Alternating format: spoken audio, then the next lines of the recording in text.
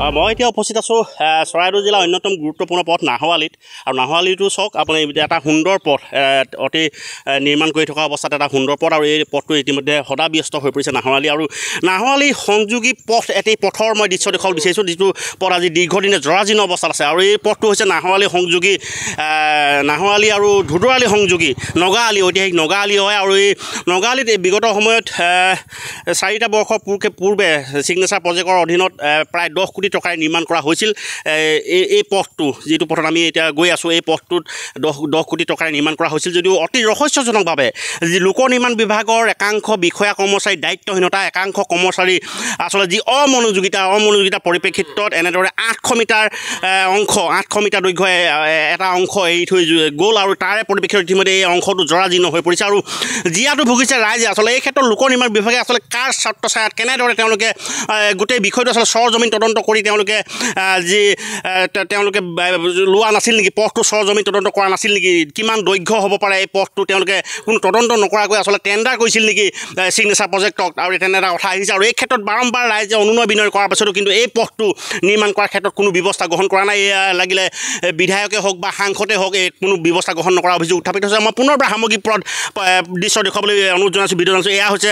ঐতিহাসিক নগাআলি আৰু এইটো নগাআলি ইতিমধ্যে নাহৱালী আৰু ধুদৰালি সংযোগ কৰিছে উজান লংপুতি হাতীপুখুৰী সোঁ মাজেৰে যথেষ্ট ৰাইজে যাতায়াত কৰে বিভিন্ন সময়ত বিভিন্ন লোকে এই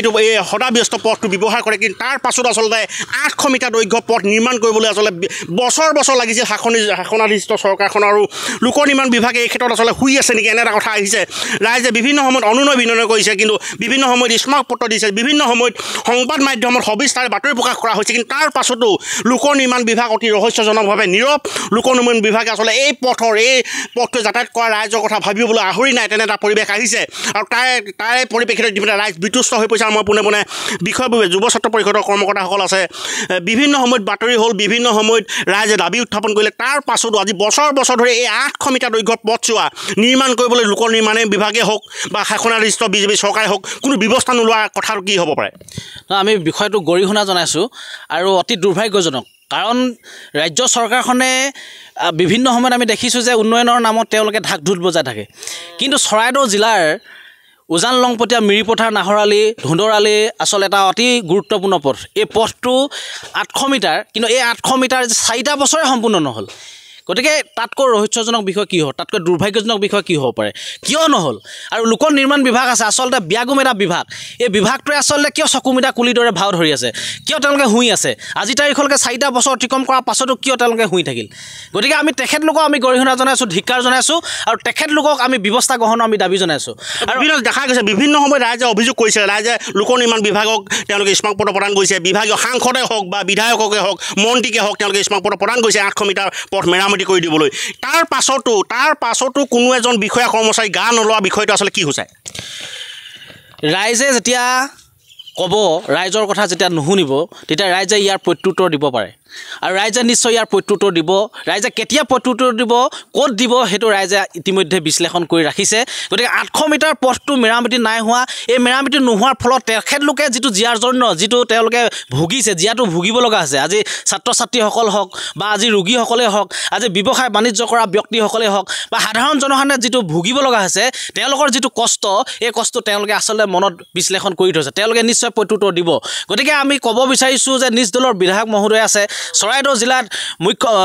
মন্ত্ৰী মহোদয় আছে গতিকে তাৰ পাছতো যদি এই 800 মিটাৰ পথ 4টা বছৰ অতিক্ৰম কৰাৰ পিছতো যদি এনেদৰে থাকে তেতিয়াহ'লে নিশ্চয় ইয়াৰ প্ৰত্যুত্তৰ দিব আৰু 2017-18 চনত আচলতে এইটো ছিগনেচাৰ প্ৰজেক্টৰ নামত আচলতে এটা 10 কোটি টকা আচলতে প্ৰজেক্ট হৈছিল কিন্তু সেই প্ৰজেক্টটোৰ নামতো কিন্তু বাকীখিনি কৰি থৈ গ'ল ধুদৰালিৰ পৰা নাহৰলি সংযোগী পথ আছিলে কিন্তু বাকী যি 6 কিলোমিটাৰমান তেওঁলোকে এটা পথ মেৰামতি কৰিলে কিন্তু বাকী এই 800 মিটাৰ পথ কিন্তু তেওঁলোকে মেৰামতি নকৰিলে গতিকে কিয় নকৰিলে ইয়াত লোক নিৰ্মাণ বিভাগ আচলতে জড়িত আছে নেকি লোক নিৰ্মাণ বিভাগে সেই সময়ত এইটো চোৱা চিতা কৰিছিলে কাৰণ তেওঁলোকৰ ইঞ্জিনিয়াৰ আহি ইয়াতে তেওঁলোকে সেই প্ৰজেক্টটোৰ নামত তেওঁলোকে চোৱা চিতা কৰিছিলে গতিকে সেই ইঞ্জিনিয়াৰসকলে ইয়াত চোৱা নাছিল নেকি গতিকে মই প্ৰশ্ন কৰিব বিচাৰিছোঁ যে সেই ইঞ্জিনিয়াৰ ক'ত গ'ল গতিকে ইঞ্জিনিয়াৰসকলে লোক নিৰ্মাণ বিভাগে অতি শীঘ্ৰে ইয়াৰ ব্যৱস্থা গ্ৰহণ কৰিব লাগিব আৰু নিজ দলৰ বিধায়ক আছে বিধায়ক মহোদয়ক আমি আহ্বান জনাইছোঁ আপুনি অতি শীঘ্ৰে এই পথটো আচলতে ব্যৱস্থা গ্ৰহণ কৰক অন্যথা কিন্তু আমি জাতীয়তাবাদী যুৱ ছাত্ৰ পৰিষদে আপোনালোকে দেখিছে যে উন্নয়নৰ ক্ষেত্ৰত কেতিয়াও আমি হাত সাৱটি মনে মনে মনে বহি নাথাকোঁ উন্নয়নৰ ক্ষেত্ৰত আমি ৰাইজৰ অভিভাৱকত কিন্তু আমি তীব্ৰতৰ গণনা আন্দোলন গঢ়ি তুলিবলৈ কিন্তু আমি বাধ্য হ'ম আচলতে তেওঁৰ মন্তব্য মই এটা দৃশ্য দেখাব বিচাৰিছোঁ ইয়াৰ পৰা যদি আমি 800 মিটাৰ আগলৈ যাওঁ ইয়াৰ পৰা যদি 800 মিটাৰ আগলৈ যাওঁ তাৰ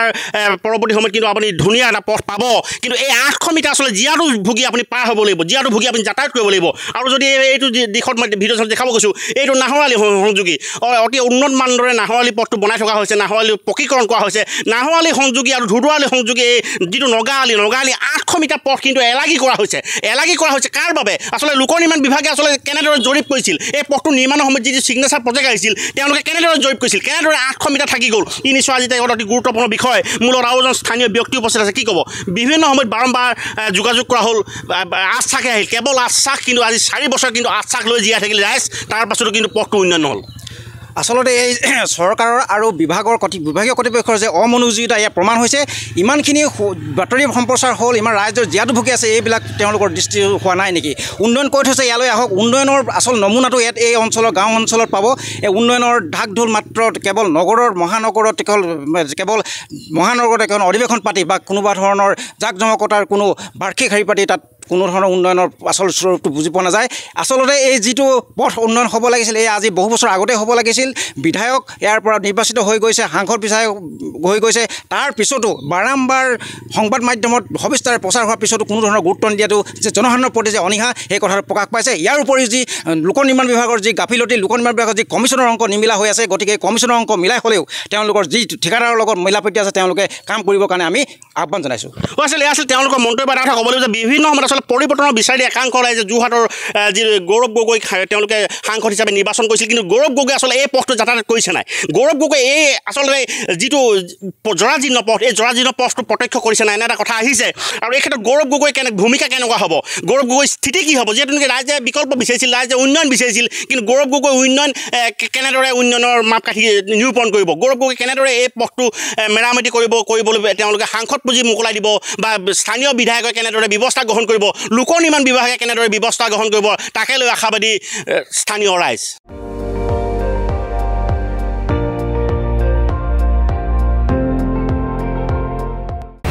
আপুনি চাই আছে ND24 সৰ্বশ্ৰেষ্ঠ নহয় সৰ্বোত্তমৰ দৌৰত